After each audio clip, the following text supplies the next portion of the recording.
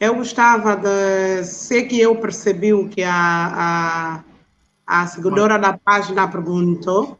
Eu acredito Madalena que Boa Vontade. a Madalena Boa Vontade, o que ela perguntou, por que os africanos tendem a exaltar os outros, os ocidentais, e ignorar o seu irmão, o próprio africano. Eu acredito que o Samuel não compreendeu bem a pergunta. Essa é uma realidade mesmo da África, é uma realidade mesmo da África. Mas quem são os ocidentais? Desculpa-me lá, mas quem são os ocidentais? Tem ocidentais pretos como eu? Tem. Olha, eu acredito que é uma realidade da África, quem é como eu ia dizendo. Ocidental não significa branco. Tem pretos ocidentais. É uma realidade da África, como eu ia dizendo, né? De o africano, em particular o angolano, exaltar o branco, se pode usar esse termo. Quando veja um branco, como já disse o Mano Álvaro, ainda que for um pedreiro em Portugal, quando chegar aqui como chefe de obra, ele é exaltado, é bajulado, é adorado. Eu acredito que isso agora já é um problema do africano, né? De questões mesmo coloniais, porque esse é o trabalho que a colonização veio fazer em África, né? Veio mostrar que nós somos inferiores que eles, como eu já disse atrás, e acredito que o africano tem esse complexo de inferioridade. Pensa que o branco é o detentor do saber, é o que sabe tudo e nós não sabemos nada, porque eles nos descobriram, nós estávamos perdidos e eles nos ensinaram quase tudo. Mas lamento informar que eles não nos ensinaram quase tudo. Nós aprendemos uns dos outros, porque a África foi um país ou é um continente que já tinha a sua própria civilização, a África já se locomovia, a África já tinha a sua própria educação e tinha a sua própria religião. Com a colonização, eles vieram abafar tudo isso e mentalizar, ou seja, e até hoje ainda continuam a colonizar-nos, com literaturas que exalta os brancos e inferioriza os negros. No livro da leitura da quinta classe, tem lá uma matéria ou uma poesia que fala da Quioca. Aquela poesia, eu não sei se foi escrita em que contexto e para que era, mas o que ele diz na poesia deixa muito a desejar.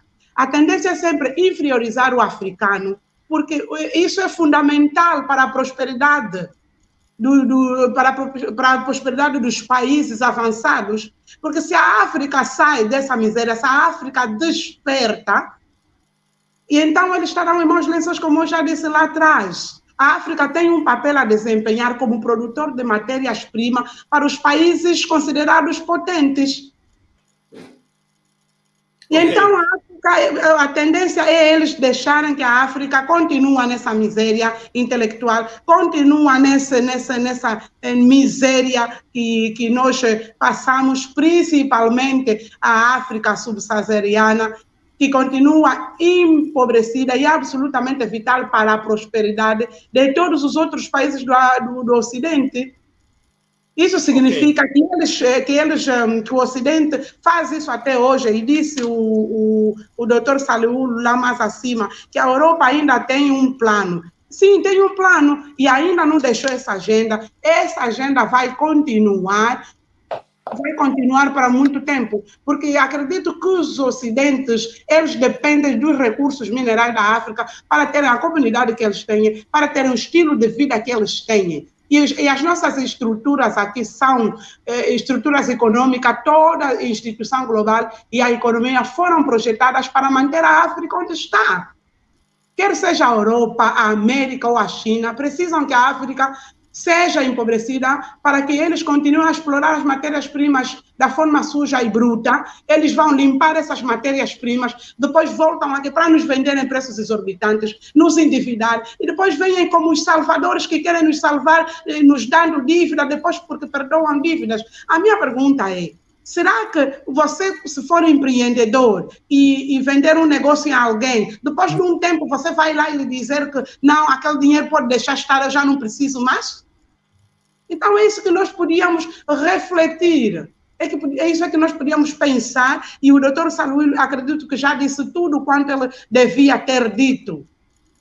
e já podemos compreender onde é que está a situação. Nós somos cobardes. A nossa cobardia nos faz com que nós continuamos a agir assim, bajulando, mesmo quando você está a vender, nós que somos empreendedores.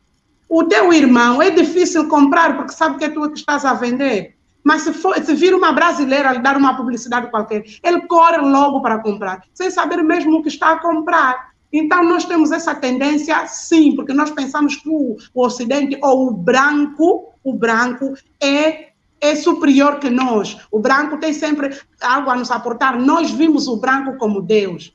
Nós ainda somos colonizados literariamente, visto que a guerra hoje é econômica, onde os ricos dos países pobres cada vez ficam mais ricos e os pobres dos países ricos cada vez ficam mais pobres. Ok, Cacilda. Cacilda, não sei se já concluiu, se quer concluir o mais rápido possível para podermos dar também palavra ao Vitor.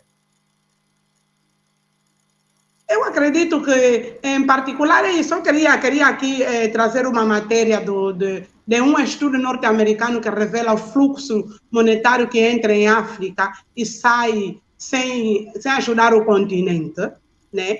O estudo analisa os fluxos financeiros ilícitos de diferentes regiões da África ao longo de 40 anos.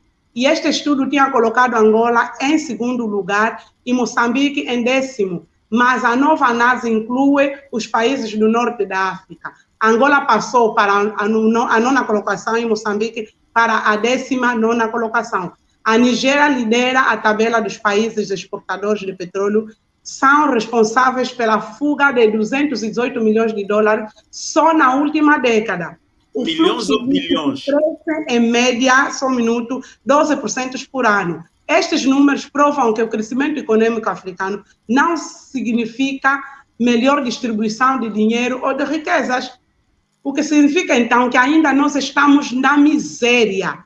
Então, aqui se apela o subdesenvolvimento da África, se apela também à falta da vontade política, para além da colonização, para além das guerras e tudo que nós podemos ver e pensar. Como disse bem o Samuel, que a Europa também passou nesse processo, mas depois eles saíram disso, porque souberam capacitar a sua população e houve vontade política para se poder fazer países melhores. Nós na África não temos vontade política, por quê?